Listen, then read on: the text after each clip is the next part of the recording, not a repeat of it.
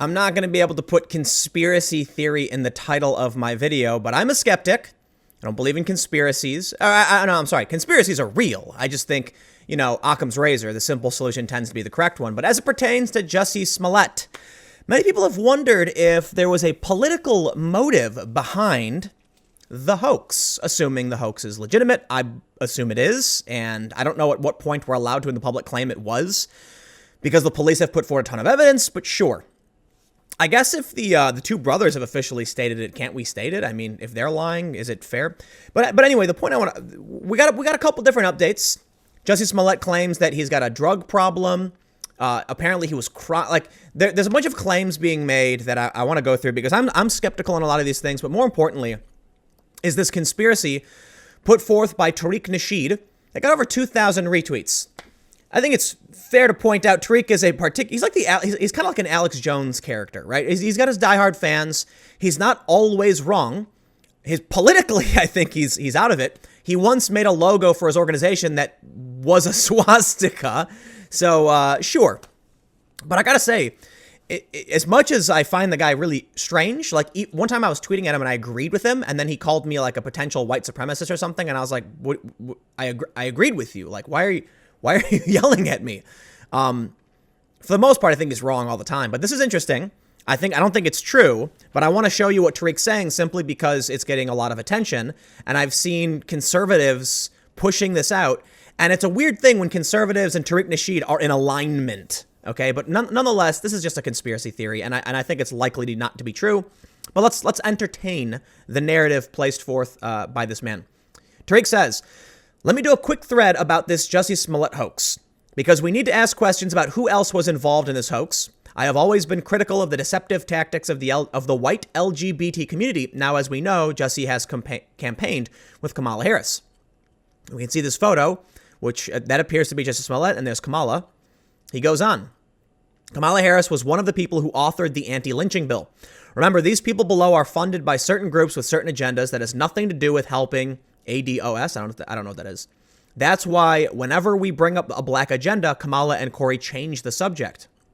He posts this. 3 black U.S. senators introduced bill to make lynching a federal crime. Okay. He continues.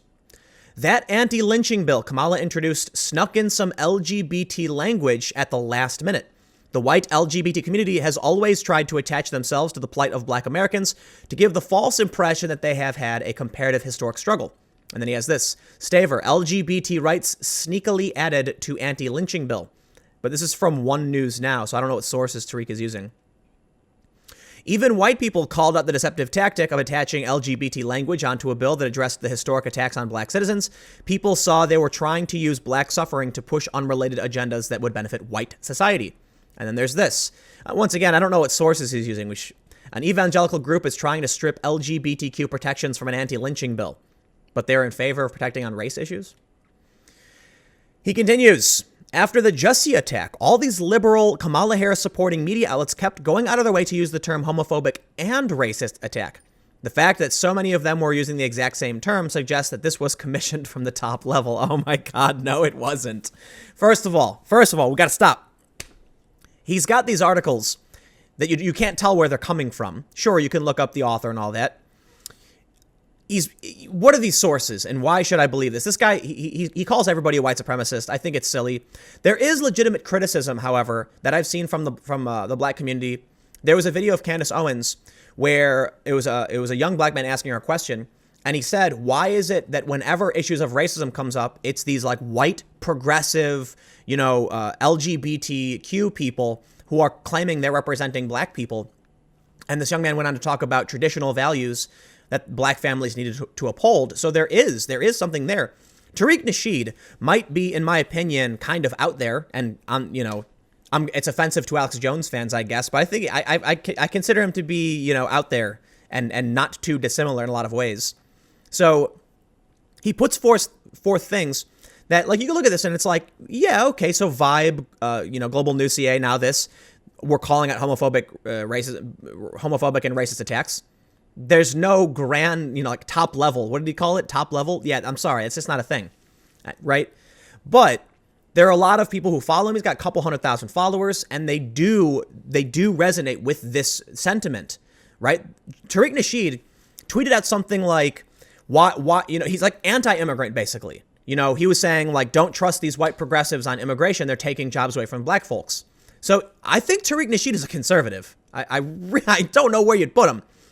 He goes on to say, they used the Jussie hoax to pass this anti-lynching bill, and this is the first time in history white LGBT community has an official document giving them federal protections as an oppressed group like black Americans. This lynching bill was a victory for the LGBT crowd. All right. Cory Booker pushes anti-lynching bill after, okay. And that looks like Breitbart. He said, because of Kamala's lynching bill, the white LGBT community can use this as a precedent to get even more federal rights and protections for themselves off the suffering of black people. And it doesn't matter that the Jussie attack was a hoax because the bill has passed already. Well, I certainly think it's a huge conspiracy to assume that politicians are coordinating an LGBT agenda for white folks using their wide network of media. And I think that's silly. But he does make a good point. The anti-lynching bill has passed. That's my understanding. And Cory Booker did say, pay attention to Jussie Smollett. Kamala Harris said the same thing. They used the hoax for political points, and it worked. And a lot of people have said, why? So it's a hoax, Tim. What's the big deal? Listen, I don't like seeing stories about this Coast Guard who stockpiled weapons and wanted to kill people. I don't like seeing stories about ultra-nationalist, traditionalist, white, people who wanted to kill liberals and went shooting. I also don't like seeing hoax hate crimes and them pushing policy, which will be in existence for a very long time, affecting our entire government and law structure off of a hoax, right? So Tariq, in my opinion, entirely out there. But people are sharing this kind of stuff, So not a big fan of the guy, but I thought it'd be interesting to read. And there's also some other stories because I want to do I want to do kind of like a debunking round here. So I know this is not a literal debunking because he hasn't really presented much of any kind of evidence, and neither have I. But I want to point out, I think the conspiracy is silly. I don't think politicians coordinated with Jussie Smollett or anything like that. I would say they just used it. They saw it. They took advantage of it. They used it. But now we have this. This is from Pluralist. Jussie Smollett dropped from Empire after constant weeping on set. Now, I saw this story, and I saw this after I made my first video. So on my main channel, I talked about him being removed from Empire. When I saw this, I was like, oh, wow, that's really important context. Apparently, what they're claiming is that while Smollett was on the set, he was heavily crying, and it made it impossible to film, and that's why they decided to remove him. That's a serious charge, because right now, we do know, so I believe this is the right one. From the Daily Wire, Empire cast is furious over Smollett debacle, arguments erupting on set. Okay. He was removed because he was getting into arguments is one narrative, or he kept crying and couldn't film because he was obviously crying. This is a serious claim. Now, here's the thing. They say Jussie Smollett had returned to the set of Fox's Empire on Thursday, but filming had to be put on hold because it was obvious that the actor had been heavily crying. Sources told TMZ. That's not true.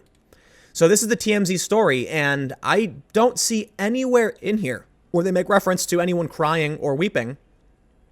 They just make reference to the fact that Jussie had to change his phone number because pissed off cast members were blowing up his phone, and he's only given a new number to people in his corner.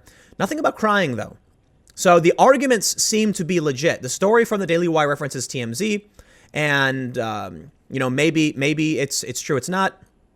But ultimately, it was arguments on set where Jussie was apologizing. They say, we're told many of the Empire actors are effing furious and feel if Fox honchos don't fire Jussie, he should quit on his own because he doesn't deserve a spot on the hit show. The feelings of animosity stem from the fact everyone on set had Jussie's back after the attack, but in light of new evidence police have laid out, many of them feel hurt and embarrassed. We're told almost everyone on set is worried about how Smollett's damaged the show's reputation and could continue to do so if he remains part of the cast. So this is why I'm not particularly a big fan of Pluralist, though they are rated positive by NewsGuard. There was a story about two people, and it claimed that it was like two people wanted to prove that humans were good and went biking through the Middle East and then died. And I read the story because of the good rating from NewsGuard. And also, I'll throw some shade at NewsGuard's way. I know they're not perfect, but when I saw the outlet and I saw that it was rated credible, I was like, oh, okay, in all likelihood, I can trust this. Now they're throwing in this crying narrative, which I can't back up. So, you know, it is what it is. TMZ is not like a bastion of great journalism or anything. CNN, worst thing Smollett did was make SJWs look stupid. CNN wouldn't say SJW. But anyway, the point is, he was arguing with people on set. You know what? I'll just wrap this up. There's no conspiracy. He's not working with Kamala Harris. It's impossible. It's true. There's no evidence to suggest he was, other than they were friends. He did go to one of her events. I think this hoax was about him trying to boost his salary, like police said. And Kamala Harris and Cory Booker used it to their advantage, just like they're ignoring it now. It's politically advantageous. And now that it's blown over, they're going to ignore it, plain and simple. Anyway, stick around. I got more videos coming up in a few minutes, and I will see you then.